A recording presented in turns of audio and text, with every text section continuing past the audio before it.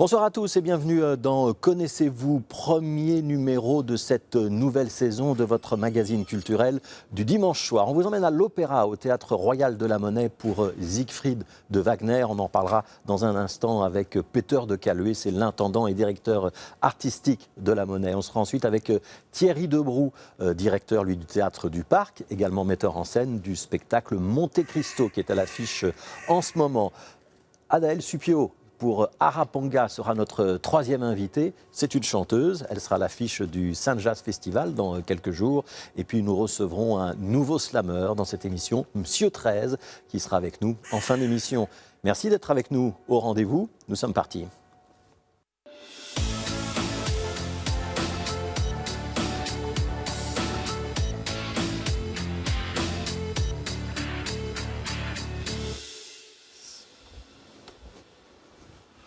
Bonjour Peter de Caluet. Bonjour. Est-ce que vous avez une bonne mémoire? Je crois que oui. Ouais. Est-ce que je peux vous demander de fouiller pour nous dans votre mémoire et de retrouver le moment où vous avez pour la première fois été en contact avec l'opéra? C'était même avant que j'étais né parce que ma maman chantait de l'opéra.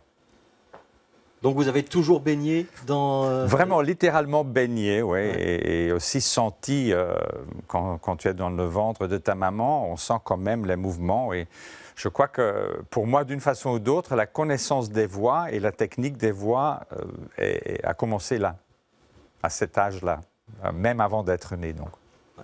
Mais vous n'êtes pas chanteur? Je ne suis pas chanteur, non, j'oserais pas. Pourquoi vous n'oseriez pas? Parce que je n'ai pas de voix, je n'ai pas de technique. Je n'ai rien à communiquer à travers le chant.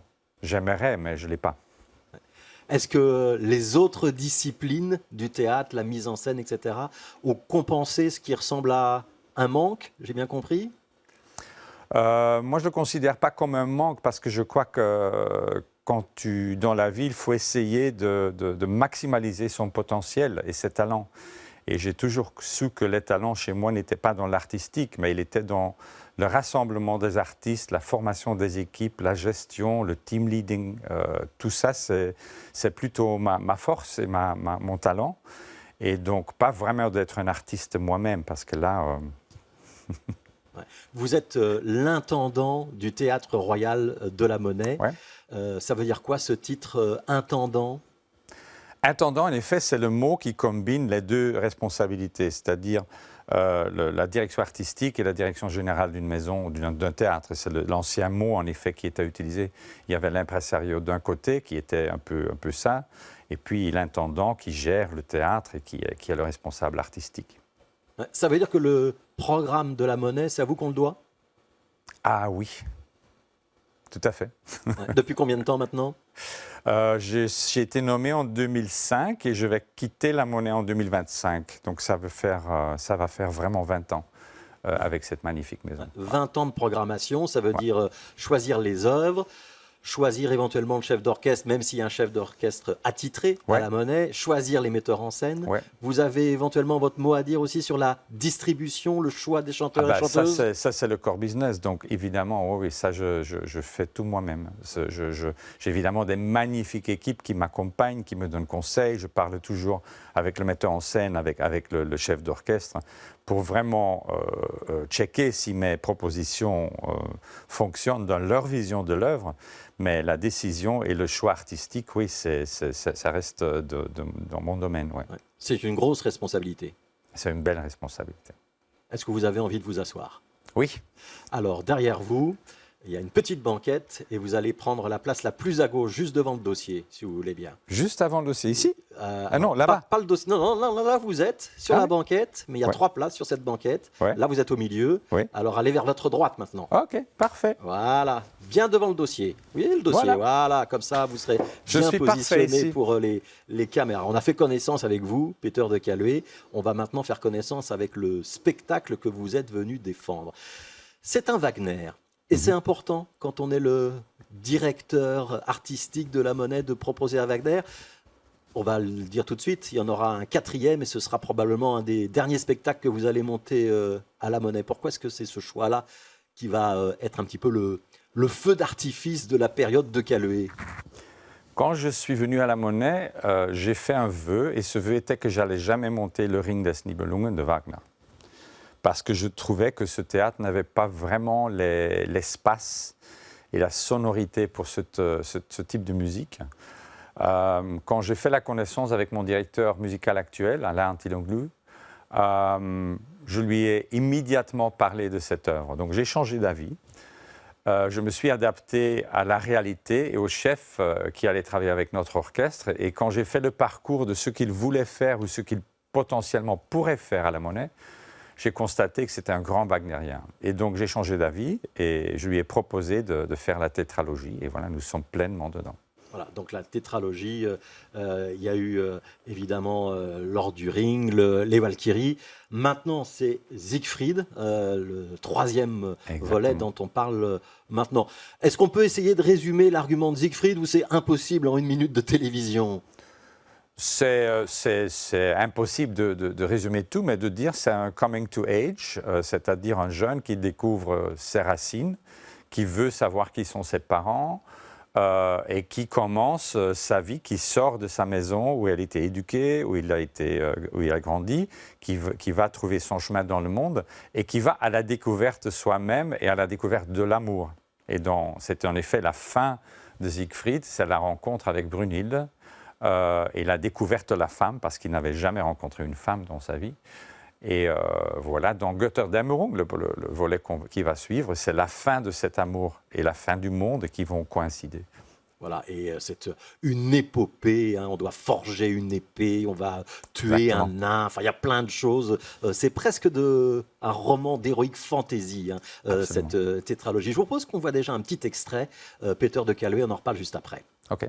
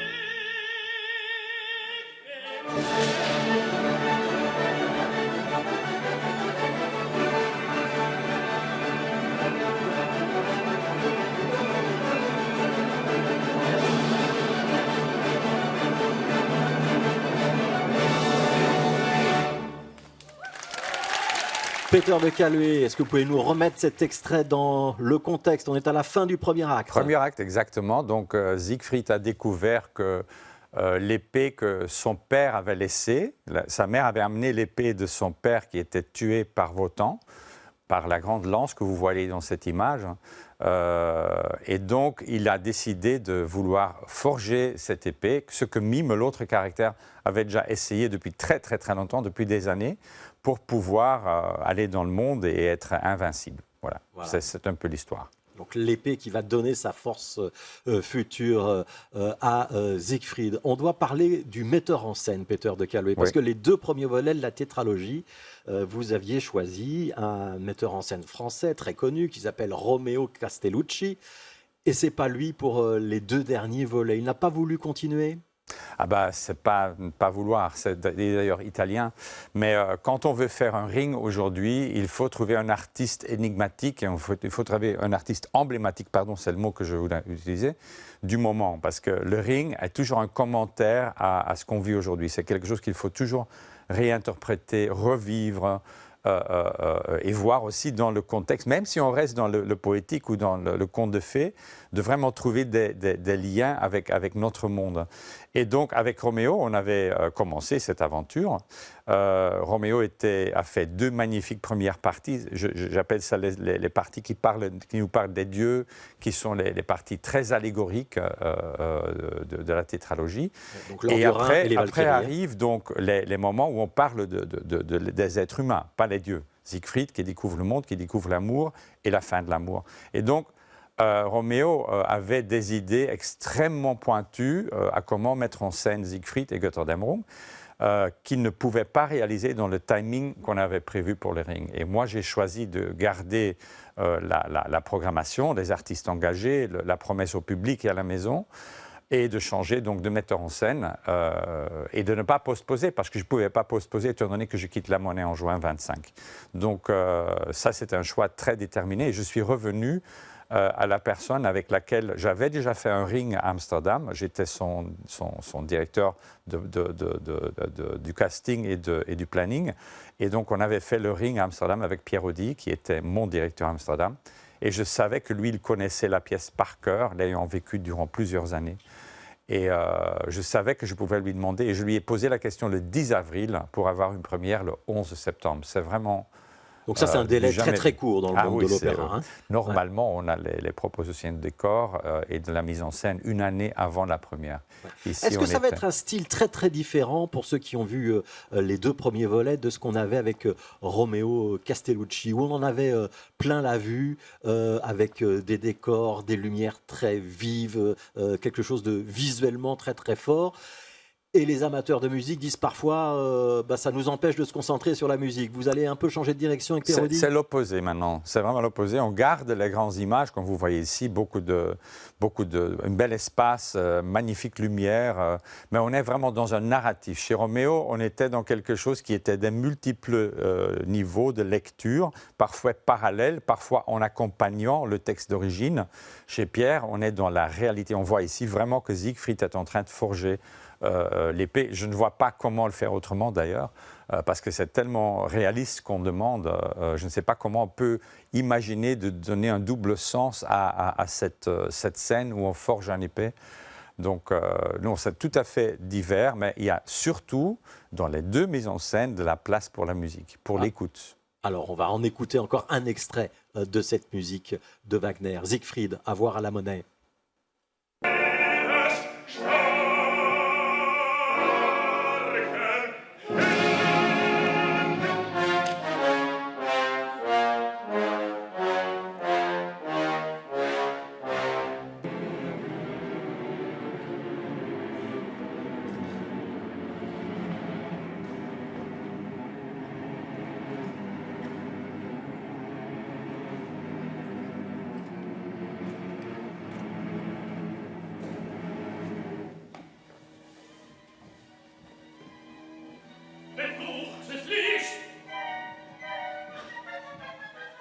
Alors encore un mot, Peter de Caluet, de mise en scène et de décor. On vient de voir cette espèce de sabre laser que vous prenez pour Serge Lucas et pour Star Wars. C'est la lance de Wotan qui va être brisée par Siegfried au 3e acte. Donc ça veut dire que Wotan, qui a géré les 2 premières parties, le dieu qui est en charge du monde, qui utilise tout son pouvoir pour rester le maître des lieux, sera vraiment anéanti par Siegfried. Et donc quand la lance est coupée en 2, c'est un peu l'effet qu'on a eu dans l'opéra avant, où cette lance-là avait coupé le fer de Siegmund en 2. Et donc maintenant, on rentre dans le moment où les êtres humains prennent la force et prennent le pouvoir sur le monde. Alors, je voudrais qu'on parle de la distribution. Qui avez-vous choisi pour ce Siegfried ? Est-ce que ce sont les chanteurs avec lesquels vous travaillez habituellement, qu'on a déjà pu voir dans le passé à la Monnaie, ou est-ce que vous êtes allé chercher plus loin, au-delà ? Quand vous décidez de programmer un opéra, vous avez déjà l'idée de qui va incarner tel et tel rôle ou pas encore ? Très souvent, parce que très souvent, ceux qui sont sur le marché, ceux qui sont les chanteurs qu'on aime, avec lesquels on aime travailler, peuvent chanter. C'est aussi un paramètre pour décider quel répertoire on va jouer. Ici, il y a un mix. Il y a des chanteurs comme Scott Hendricks qui ont déjà fait plusieurs rôles à la Monnaie, notamment dans Verdi et dans la création contemporaine. Gabor Breitz, qui débute son Votant, était déjà à la Monnaie. Ingela Brimberg était déjà dans les fameux Huguenots qu'on a présentés à la Monnaie. Mais la base pour moi, c'est que tout le monde fait ses débuts dans le rôle, au maximum. Mais il y a toujours des exceptions, parce que ça donne une énergie complémentaire. Donc on ne va pas retrouver des gens qui ont joué 10 fois Siegfried? Non. Non, parce que là, ils n'ont pas l'esprit ouvert pour vraiment commencer une nouvelle aventure. Moi, je cherche vraiment toujours des artistes qui ont cette vision ouverte et qui ne sont pas coincés dans leur convention, mais qui veulent vraiment travailler en équipe pour découvrir une pièce à nouveau pour notre public, pour notre salle, pour notre maison. Ouais, mais le fait quand même pour le public de retrouver des voix qu'il a déjà appréciées, c'est rassurant quand même. Absolument, ouais. Ouais. C'est jusqu'au 4 octobre à la Monnaie. Je voudrais signaler une captation aussi qui sera faite par nos confrères de la RTBF et je pense de la VRT avec une diffusion sur la radio Musique 3 et sur Rovio. Ça, ce sera le mercredi 25 octobre et ce sera à 17h. Pourquoi est-ce que c'est important d'avoir aussi ce genre de diffusion, Peter de Caluet? Moi, je crois que c'est hyper important parce que la culture dans notre pays, heureusement, est encore payée par le taxpayer, donc par le contribuant. Et je crois qu'il faut redonner quelque chose, c'est-à-dire qu'on aura en audio, mais la Monnaie publie toujours 6 semaines après la dernière, donc non, 2 semaines après la dernière, durant une longue période, sur notre site, l'opéra complet en vidéo. Donc, c'est vraiment pour aussi donner la chance aux gens qui ne peuvent pas être en salle ou ceux qui étaient là de le revoir ou de le découvrir. Ouais, donc, ça démocratise l'opéra. C'est votre dernière année à la Monnaie, Peter de Caluet.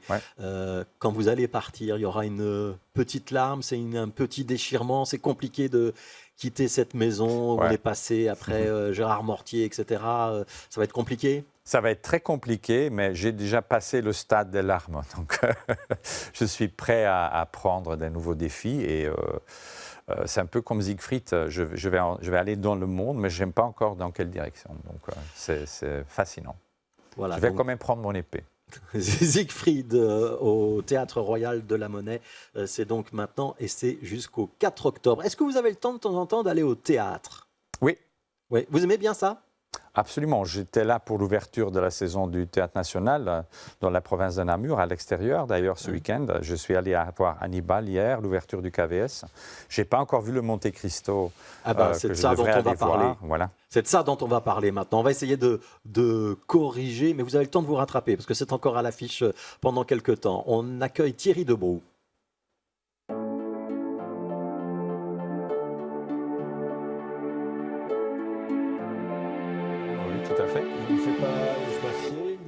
Est-ce qu'on peut vous proposer de vous asseoir en face, Thierry? Oui, ça se sera très bien. Voilà. Est-ce que vous vous êtes déjà rencontrés l'un et l'autre? Oui, on s'est déjà croisés en tout cas. Une vraie rencontre, non. Mais voilà. Devant les caméras. Tout est ouvert. Hein. Voilà. Et bien sûr, on peut se tutoyer? Absolument, on va se tutoyer. Tu es le bienvenu, Monte Cristo. Je me demande d'ailleurs si un compositeur a abordé ce personnage d'Edmond Dantès. Oui. Ah oui. Il y a actuellement une composition qui existe, qui est en train d'être finalisée, je crois, mais le compositeur n'a pas encore une maison d'opéra. D'accord, ok. Il n'a pas encore trouvé C'est un chef d'orchestre d'ailleurs qui a proposé ce titre-là, mais il est en train maintenant de chercher la maison qui veut produire son opéra. C'est ça. Ça ne m'étonne pas parce que c'est un personnage tellement incroyable que on dit toujours que quand les émotions sont trop exacerbées, il faut les chanter. Mais c'est vrai. C'est fascinant de voir qu'on ouvre tous la saison avec des personnages emblématiques, Hannibal, Monte Cristo, Siegfried. Ça veut dire qu'on a matière, on a une matière, on parle des contes de fées, des histoires fascinantes. Comme Tout à fait. Oui. On parle de mythes qui perdurent aussi. Thierry Debroux, je vous pose la même question. Est-ce que vous allez de temps en temps à l'opéra ou c'est pas votre truc? Alors si, moi j'aime beaucoup. Je chantais, moi, quand j'étais gamin. Je chantais et j'ai par exemple vu les 2 premiers volets de la trilogie que j'ai vraiment adoré. Il y avait longtemps que j'avais vu un Wagner avec toutes ces femmes enceintes. Tannhäuser, voilà, que j'avais trouvé fascinant aussi. Et donc oui, et j'aime beaucoup chez nous que la musique intervienne, accompagne aussi. le jeu. Ouais. Voilà, c'est des belles rencontres. José Van Damme, par exemple, est venu jouer chez nous. J'avais entendu qu'il arrêtait l'opéra. Ouais.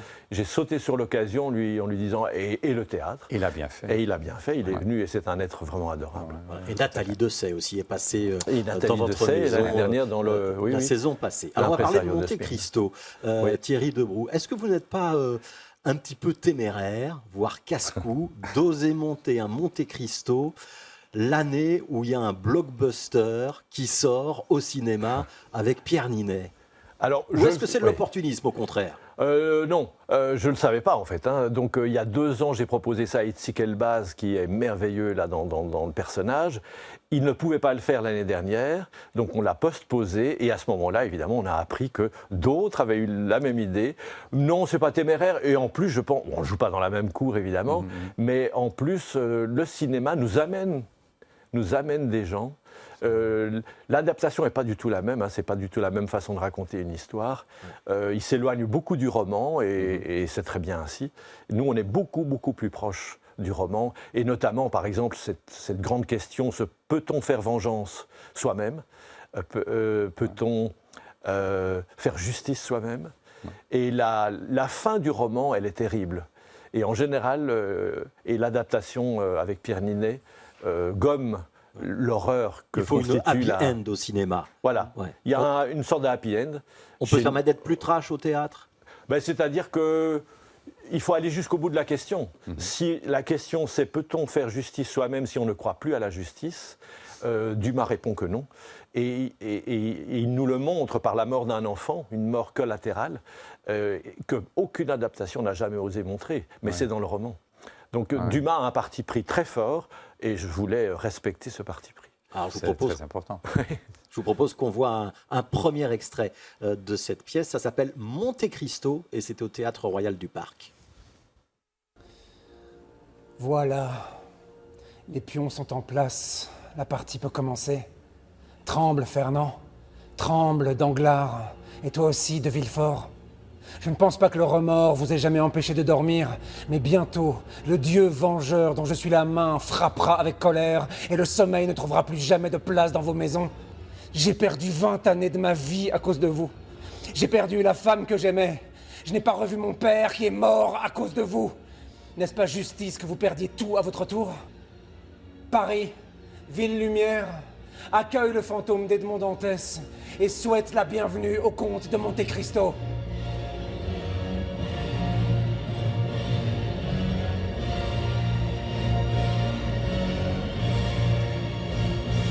On va donner la parole à Peter de Caluet. Premier ressenti de ce que vous venez de voir. C'est très cinématographique. on entend la bande sonore qui est presque du cinéma, qui est presque le son qu'on entend quand on annonce le conte de Monte Cristo de cette façon-là, qui est tout à fait classique, qui rentre dans le monde de Dumas, on l'amène dans notre monde. Oui, c'est ça qui est beau. Et vous avez parlé d'une très belle moralité à défendre. C'est une moralité que notre monde doit aussi défendre. Donc, ça, c'est ma première impression, que je sens cette tension entre les deux époques, dans un sens. Thierry Debrou, on est à la fin du premier acte, parce qu'il y a 2 actes dans ce Monte Cristo. Le premier qui va mettre toutes les choses en place, et puis le deuxième qui va être la vengeance à proprement parler du personnage. C'est quand même une gageure, donc je ne sais pas, je ne me rappelle plus combien il y a de pages dans le roman 1400, ça dépend du caractère. Dumas, mais c'est quand même une gageure de tout résumer en un acte. Il y a un travail d'adaptation, évidemment. Ça a été une difficulté pour vous dans l'écriture? Eh bien, en fait, non, parce que je suis resté fidèle à mes émotions de lecteur. J'étais adolescent quand j'ai découvert ce roman. Et lorsque je l'ai adapté, je me suis dit, fais confiance à ce qu'il te revient de cette lecture. Et donc, tous les moments forts, les moments emblématiques, ceux que les lecteurs attendent, sont là, en tout cas. Un mot sur la mise en scène, vous aussi, et sur les décors. On est quand même dans quelque chose qui est très très sombre, avec une toile d'araignée qui est quasiment présente en permanence dans les décors. On doit quand même un peu s'accrocher à son fauteuil? Alors, pour le décor, en fait, c'est une intuition. J'adore le peintre Pierre Soulages, que tu connais certainement. Et tout le décor qui monte jusqu'à 10 mètres de haut. Et on est à l'intérieur, en fait, de l'âme de Monte Cristo, c'est son enfermement, parce que non seulement il va passer 14 ans en prison, mais son projet de vengeance va l'amener à rester en prison. Il devient lui-même sa propre prison. Et je trouvais que l'univers, le fameux noir de Pierre Soulages, convenait parfaitement bien au décor. Et donc on a un décor assez simple, mais monumental, puisqu'il monte, comme je le disais, à 10 mètres de haut, et sur lequel on projette de magnifiques vidéos avec un petit clin d'œil par moment à Bill Viola. Et je ne savais pas du tout ce qu'une projection sur du noir allait provoquer. Et en fait, c'est très très beau. Le noir de Soulages révèle tout ce qu'il y a de lumineux dans le noir. Un décor sobre, mais quand même monumental. Est-ce que vous diriez la même chose de Siegfried, de cette version 2024 à la Monnaie, Peter de Caluet? Sobre, on utilise quelques éléments, mais ça n'a pas l'effet sobre parce que c'est voulu que ce soit extrêmement plein, parce que cette musique nécessite une réponse visuelle. La sobriété entre au troisième acte où il y a la rencontre entre deux personnes qui se connaissent que Siegfried se connaît que du miroir. C'est comme un narcisse qui regarde le miroir. Donc il n'y a que des miroirs sur le sol où les deux caractères principaux sont dans un blanc total avec une lumière qui nous blinde presque, où on est presque aveuglé par cette lumière. Et ça veut dire qu'on a beaucoup plus de contact avec le texte et beaucoup plus de contact avec la musique et les émotions de chacun et de chacune qui cherchent des réponses comme nous, parce qu'on est dans un monde qui n'est pas du tout une réalité et on cherche aussi à trouver nos émotions dans ce monde-là. Et ça, je trouve, c'est pas la simplicité, ça semble simple, mais c'est extrêmement complexe parce que ça crée un effet extrêmement multi-layered. Vous êtes d'accord avec ça, Thierry Debroux? C'est compliqué de faire simple? C'est le chemin d'une vie, hein. Aller vers la plus grande des simplicités, à la fois humainement et artistiquement. Ouais, c'est vrai. Je voudrais vous interroger tous les deux sur la durée des spectacles, parce que ce sont deux spectacles relativement longs. Je pense qu'au parc, ça dure à peu près 2 heures, si je ne me trompe pas, Thierry Debroux. 1 heure et puis 1h15. Oui, donc 2h15 de spectacle avec un entracte au milieu. Alors Wagner, évidemment, on éclate tous les records. C'est quoi? C'est plus de 4 heures d'opéra, près de 5 heures d'opéra? On est à 5h30 avec 2 entractes, oui. C'est long. Est-ce qu'il y a encore un public pour des spectacles aussi longs à l'époque de Netflix où on regarde tout ce qu'on veut sur son canapé? Et ma réponse, elle est complètement oui. C'est un choix. Je ne sais pas si nous avons le public qui regarde tout le temps Netflix dans la salle d'opéra et vice-versa. Il y a un public pour le lyrique, il y a un public pour le théâtre, comme il y a un public pour le cinéma, pour la danse. Notre devoir, c'est de rassembler tous ces publics et d'inviter aussi les publics avec un short span qui regardent des épisodes, de les inviter à voir les épisodes wagnériennes qui sont beaucoup plus longues. C'est un défi. Et la question m'a été posée par plusieurs personnes d'ailleurs, notamment par la presse. Est-ce que c'est encore responsable d'offrir aujourd'hui des spectacles aussi longs? Pour autant que le public le veut, on le fait. Est-ce que c'est est-ce que c'est quelque chose qui ressemble à la société? Peut-être pas. Mais ce qu'on fait, c'est d'offrir des temps de réflexion, des temps d'immersion. Et je crois que les gens ont parfois aussi besoin de quitter leur monde au quotidien et d'arriver dans un bain de musique, de beauté, de son, de voix. Et on va préciser que le public suit, hein, parce que c'est complet, c'est déjà liste d'attente pour Siegfried au parc. Thierry Debroux. Il y a eu un mot immersion qui vient d'être prononcé par Peter de Caluet. Si je la colle à votre mise en scène, vous êtes d'accord? Oui, mais je voulais quand même revenir sur le temps est très relatif. Moi, j'ai vu les 2 premiers volets, j'ai pas vu passer le temps.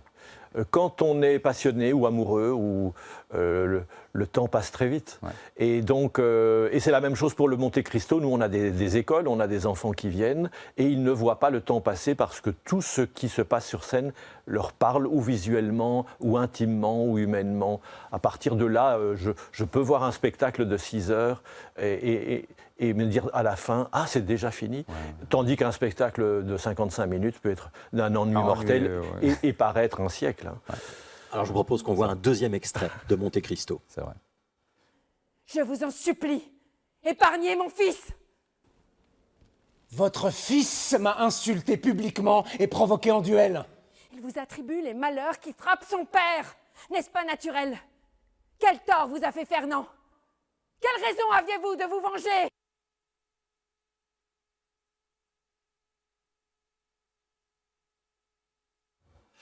Thierry Debroux, je vais vous poser la même question qu'à Peter de Caluet tout à l'heure. La distribution, vous êtes seul maître à bord, vous avez des engagements avec des acteurs que vous devez reprendre d'une saison pour l'autre. Quand vous rédigez, quand vous écrivez vos adaptations, vous savez déjà qui va la jouer ou pas?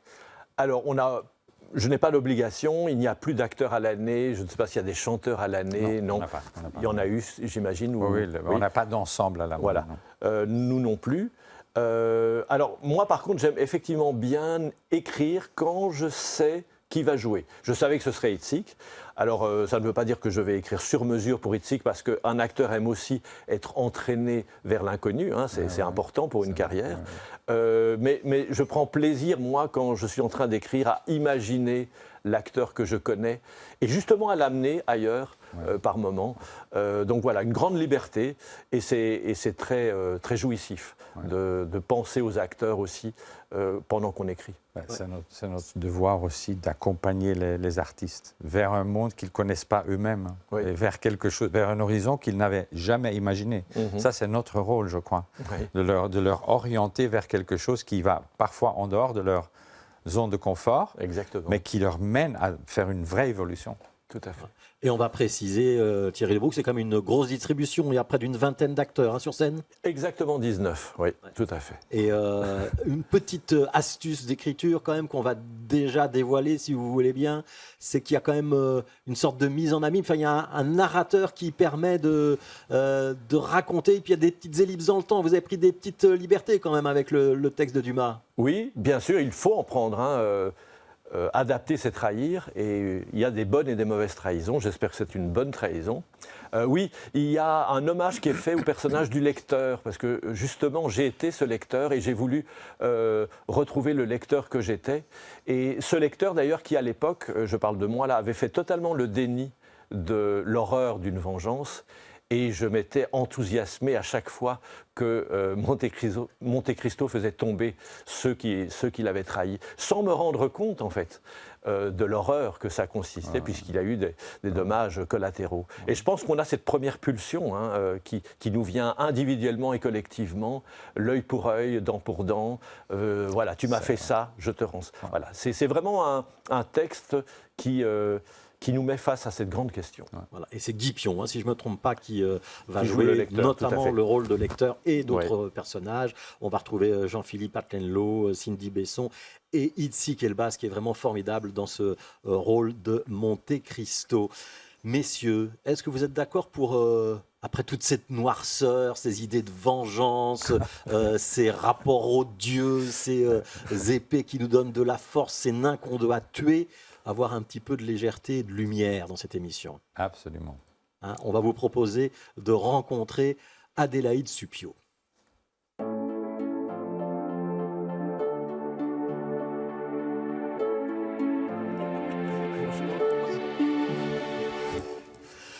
Adélaïde, est-ce que je peux vous demander de vous présenter et d'expliquer, je crois que Peter de Caluet vous connaît un petit peu, mais d'expliquer notamment à Thierry Debroux et à tous ceux qui nous regardent qui vous êtes? Oui, donc moi je suis Adélaïde, je suis chanteuse dans le groupe Arapanga. Je suis invitée pour présenter un concert qui va avoir lieu au Botanique le 21 septembre. Je suis chanteuse lyrique, donc j'ai travaillé la voix pour l'opéra pendant plusieurs années et je travaille notamment à la Monnaie. Je suis à l'Académie soloiste et je travaille dans les chœurs. Mais voilà, durant mon parcours, j'ai eu envie d'ouvrir un petit peu le chant lyrique à d'autres horizons stylistiques. Et je suis tombée amoureuse lors de ma première écoute il y a 3 ans, d'une chanteuse qui s'appelle Ima Sumac, qui est une chanteuse péruvienne et qui a été la première à mélanger mambo et chant lyrique un petit peu. Enfin, elle a une technique de chanteuse lyrique. Et c'est absolument incroyable et ça m'a fascinée et ça m'a donné envie de créer un groupe initialement pour lui rendre hommage, pour reprendre certaines de ses chansons. Elle a fait un peu d'Exotica. Moi, je reprends plutôt la partie mambo, parce que Exotica, c'est vraiment... Mais c'est que c'est de le la répertoire performance. d'Ima Sumac que vous jouez avec Araponga? Comment? Ce n'est que le répertoire d'Ima Sumac que vous Non, jouez? alors voilà, on a commencé avec ce répertoire-là, mais au fur et à mesure, on a eu envie de composer, d'essayer de trouver notre propre style, d'avoir notre propre esthétique aussi. Parce qu'on a réarrangé en fait les morceaux d'Ima Sumac, on les reconnaît fort, mais on va autre part. On essaie d'amener la musique avec notamment des couleurs jazz. Je me suis entourée de beaucoup de musiciens et de musiciennes jazz qui ont eu envie aussi de prendre part à l'aventure. Vous êtes combien sur le plateau? On est nombreux, on est 7 sur le plateau et à l'occasion du Botanique, on a eu envie d'inviter un percussionniste, donc on sera 8. Alors je vous propose qu'on va écouter un petit extrait, comme ça tout le monde va se rendre compte de l'univers dans lequel vous évoluez.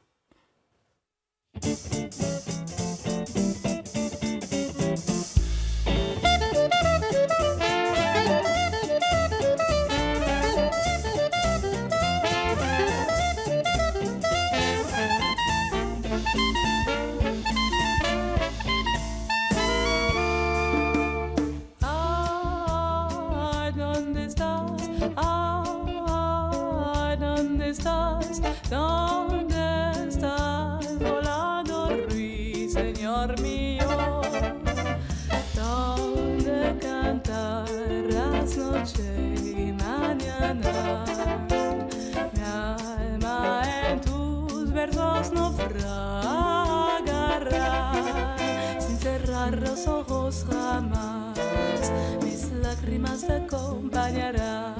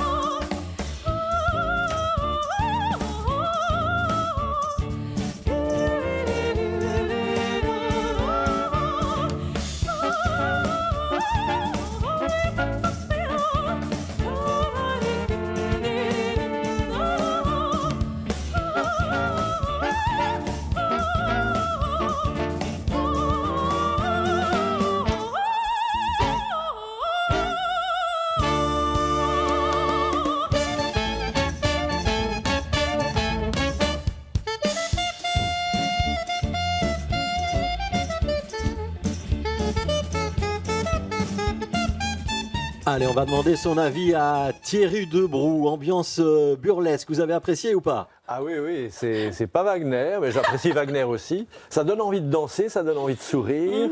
Voilà, c'est génial, merci. Peter de Caluet. Moi, je trouve ça hyper original. J'aime beaucoup ce mix, parce que c'est pas dans un style, c'est plutôt un style très mix qui représente ce qu'on vit aussi dans notre société, avec le fluide entre les genres. Ce que tu chantes, en effet, tu le chantes avec ta voix lyrique, hein, et tu mixes, tu n'as pas peur de chanter d'une façon lyrique. Cette fluidité dans les différents styles, ça me plaît énormément. Il y a un petit côté gitan aussi. Hein. Swing, oui. Adélaïde Supio, est-ce que je peux dire de vous, vous êtes plutôt quelqu'un d'extraverti? Oui, je pense, oui. On vous entend rire.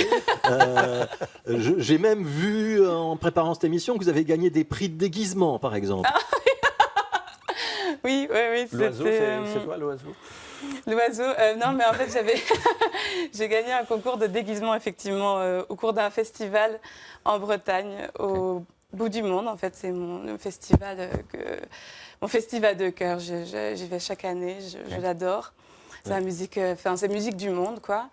Et il y a un concours de déguisement tous les dimanches matins. Et avec mes amis, on s'est mis en tête de le gagner. Un mot sur le morceau qu'on vient d'entendre, ça s'appelait Rossignol. Voilà, c'est ça. Et Araponga, c'est aussi le nom d'un oiseau, je ne me trompe pas? Voilà, tout à fait. Oui. C'est un oiseau qui vient d'Amérique du Sud et qui a la particularité, il est très banal quand on regarde, il est blanc, il a une espèce de crotte comme ça au bout du bec. Mais il a le cri le plus puissant au monde, en fait. Donc, on trouvait ça rigolo Ouais. de reprendre Très bien. en thématique. Et ça faisait un peu un petit clin d'œil aussi à Ima Sumac pour moi, ce côté, l'origine de l'oiseau. Alors pour ceux qui vont aller vous voir, donc ce sera au Botanique très bientôt, le 21 septembre très précisément. Est-ce qu'ils vont avoir ce qu'ils viennent de voir en images, ces déguisements, ces costumes, ces jeux de scène, cette bonne humeur qui semble vous habiter, vous et toute la troupe? Oui, hein, il y aura tout ça. Il y a des plumes, il y a des paillettes, il y a des couleurs. Et on a vraiment envie de faire danser le public. On a vraiment envie de proposer une musique scénique aussi. Ça, je pense que je le tiens un peu du milieu un peu de l'opéra. J'aime beaucoup que quand on va voir un spectacle, on doit s'attendre à avoir aussi un show qui doit être délivré, quelque chose de visuel aussi. Ouais. On va écouter un deuxième extrait, vous êtes d'accord? Oui, oui. Oh oui.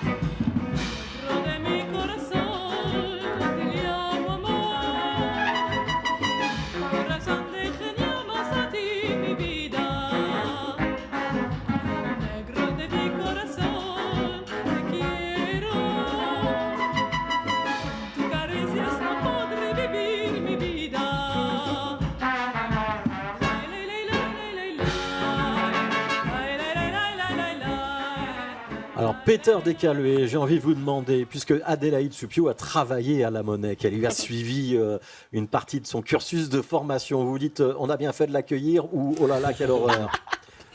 Ah ben, moi, j'adore les artistes qui ont des fenêtres vers d'autres styles. Pas quelqu'un qui est simplement sur cette route et la voie de perfection. Le perfectionnisme dans l'opéra n'existe pas dans le lyrique. Mais de vouloir quitter les sentiers battus et de trouver d'autres styles dans lesquels son talent peut s'épanouir. C'est ce que je vois avec elle. Elle parle d'Ima Sumac comme une inspiration. Elle n'a pas la tessiture d'Ima Sumac qui allait sur plusieurs octaves, qui descendait. Mais tu as des aigus que tu montres là, tu as des aigus lyriques qui sont extrêmement brillantes. Et tu intègres ça dans ce mambo et ça me plaît beaucoup comme style. On est dans un monde, comme je disais, fluide et on va vers une hybridisation de plus en plus avec les jeunes générations où les voix, les styles de chant, la façon de s'habiller, tout se mélange et tout devient beaucoup plus hybride. Et pour moi, c'est vraiment le futur sur lequel nous aussi, dans notre génération, nous devons nous orienter. J'allais demander si l'opéra s'ouvre aussi à ces formes différentes, ces fenêtres dont tu parles. Je crois que dans l'opéra qu'on crée en ce moment, oui, un Jean-Luc Pfaffschaft, par exemple, c'est quelqu'un qui permet de faire glisser des styles différents. Trouver ça chez Mozart, c'est aussi possible. Oui. Parce que Mozart était quand même un compositeur, on le chante mais il voulait aussi des folies dans l'expression. Oui, oui. Il cherchait la Reine de la Nuit, tout à fait. C'est une folie, c'est une tessiture. Donc moi je crois qu'on peut aussi faire des essais avec ça. Je sais que le public traditionnel, ça a choqué. Mais il faut toujours prendre du matériel et le remettre dans un autre contexte. Et donc, on a commencé à la Monnaie avec des projets remix, où on essaye déjà de remixer des histoires d'opéra, de mettre des scènes différentes du même opéra dans un autre ordre, ou dans d'autres opéras, ou de faire des programmes qui sont vraiment composer. Je crois qu'on peut encore aller un pas plus loin, mais je crois que ce n'est pas pour la monnaie, ce sera pour un projet après. Voilà, on continuera à suivre l'itinéraire de Peter de Calvé pour la suite. Adélaïde Suppiot, comment est-ce qu'on découvre Yma Sumac et qu'on décide d'y consacrer une partie importante de sa vie ou de son temps? C'est quand même une chanteuse des années 40-50, enfin les 50-60. Elle commence au Pérou, elle va après avoir une carrière aux États-Unis. Elle est venue jouer à Bruxelles, hein, d'ailleurs. Oui, c'est vrai. Mais c'est quand même pas évident pour une jeune femme en 2024 de se dire tiens, bah, ça c'est mon idole et je vais chanter ce qu'elle chantait sur scène. Oui, c'est vrai. Je l'ai entendu en fait la première fois, c'est quelqu'un qui m'en a parlé parce que j'avais fait une jam, donc c'est une session d'improvisation. C'était une jam ouverte, en général c'est plus propre à l'univers jazz, tout ça. Mais là c'était hyper intéressant, c'était une jam ouverte qui accueillait autant des musiciens classiques que du jazz, que de la musique brésilienne. Enfin, il y avait beaucoup d'instrumentistes différents et de chanteurs et chanteuses différents. Et j'ai commencé à chanter au départ un peu maladroitement, j'avoue. Et après, au fur et à mesure, je me suis un peu éclatée et je suis allée accompagner depuis le public un slammer un moment en chantant par-dessus. Et ça a terminé, ça a bien fonctionné. Il y a quelqu'un qui m'a entendu et qui m'a dit « Mais c'est super ce que tu fais, ça me fait penser à une chanteuse ». Et il m'a fait écouter à la suite de ça Yma Sumac et l'été qui a suivi.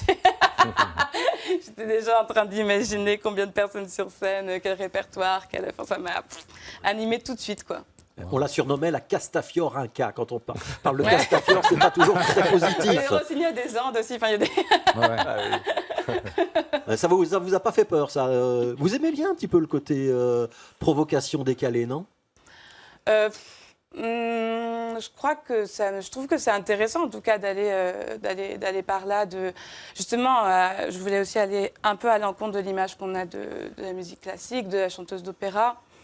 Moi, j'ai pas spécialement un univers familial qui écoutait de l'opéra. J'ai écouté mon premier opéra très tard, à 18 ans, je pense 19 ans, sur YouTube. Donc c'était relativement tard. Mais je suis amoureuse de cette voix lyrique depuis assez longtemps, par contre. Et je crois que j'avais envie de casser, en tout cas, oui, ces codes-là, quoi, de me dire que oui, je pouvais arriver avec... beaucoup trop habillée, beaucoup trop maquillée. Il y a un peu d'exubérance. Ouais, d'exubérance. On va raconter quand même plutôt que la provocation, parce que la provocation, le mot provocare veut en effet dire sortez de vos murs.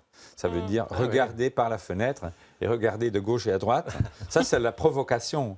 On l'utilise d'une façon péjorative, mais provoquer, en effet, c'est un acte très optimiste, très volontariste de dire je veux regarder par la fenêtre et regarder d'une autre façon que j'ai l'habitude de regarder. Donc tu es une provocatrice dans ce sens. Et ta voix, tu la places pas différemment, donc tu chantes... Il y a un peu, il y a des moments où je pense que je fais des choses qui pourraient difficilement être acceptables à l'opéra. Je mixe un peu, j'utilise un peu plus la voix de poitrine.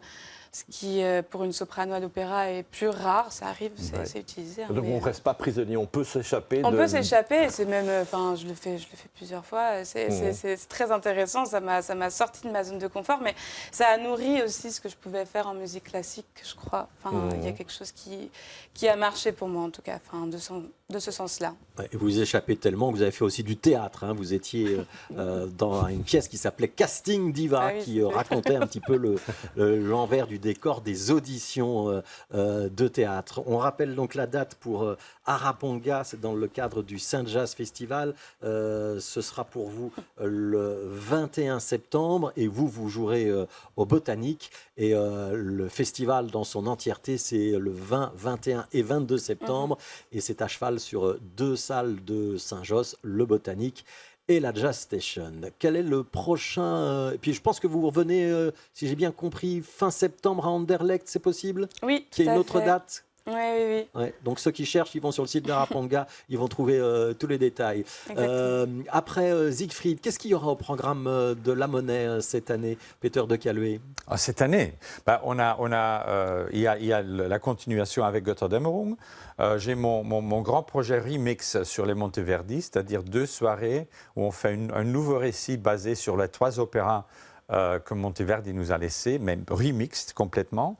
Il y aura 3 œuvres contemporaines. Tout d'abord, The Time of Our Singing de Chris de Fort. Après la création de Fanny-och Alexander, donc le fameux film de Ingmar Bergman, pour lequel nous avons obtenu les droits pour en faire un opéra. Donc ça serait au mois de décembre. Puis on a aussi la création mondiale par le compositeur Harold Noben de Bovary. C'est un des caractères classiques de la littérature qui n'ont jamais été mis en musique, comme on parlait de Monte Cristo. Ouais. Et donc, on aura aussi encore, à la fin de la saison, la fameuse Sulfurus Carmen, dans une mise en scène assez provocateur. Voilà. Et pour l'instant, c'est donc Siegfried, et ça, c'est jusqu'au 4 octobre. C'est sur liste d'attente. On précise quand même, l'opéra, c'est assez cher, mais il y a moyen d'avoir des billets à des prix plus modestes? Le prix, pour les jeunes, il y a 50%. Tout ce qui est moins de 30, il y a 50% de réduction. Et les prix commencent à 10 €. Donc, voilà, c'est tout à fait abordable. Si vous acceptez de ne pas être au parterre.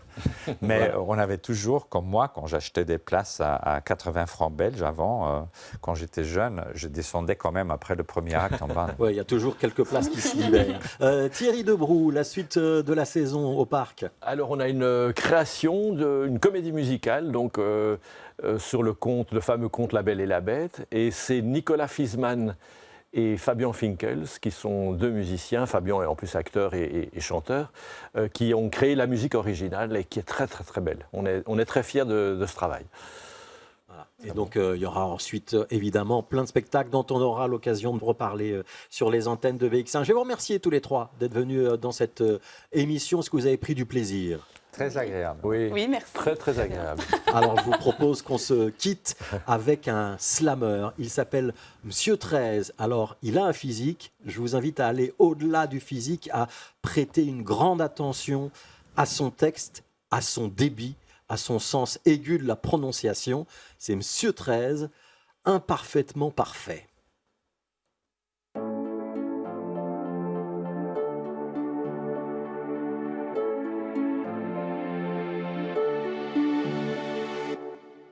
Mon premier slam était parfaitement imparfait. Un instantané fait de bic et de broc extrapolé de mon bac à fable de l'époque. C'était à la zone, à Liège, et comme il n'y a que le Mike qui m'aille, que je n'étais point encore à Faune, j'ai sauté dans le bain, pris le train en route pour ce 3e passage en roue libre, suspendu à nos lèvres rouges catharsis. Avec des mots comme des dégâts collatéraux du pur dégoût d'un petit homme qui marcherait sur un Lego, mais resterait bouche bée. Comme une locomotive un poco loco détournée qui traverserait le mur du songe de son propre écran de fumée, oui, mais sans commune mesure encore avec ce point élevé dit de rupture. Slamicalement parlant, c'était bancal, presque banal, puisqu'issu du tissu relou d'un texte lu et relu jusqu'à l'os, mais sans encore vraiment oser le chaos jusqu'à l'osmose. Et seul, je devais maintenant composer avec le goût du sang. Du coup, j'ai voulu le tenter et suis revenu le mois suivant et puis celui d'après pour réapprendre à reprendre mon souffle ou ce qu'il en restait, pour apprendre à respirer autrement qu'un âne alpha bête et m'accorder à ce rythme plus naturel qui coulait désormais dans mes veines. Puis je me suis affranchi peu à peu des codes et du cadre de l'école de l'Exode pour ne garder que celui de ces 3 minutes de liberté.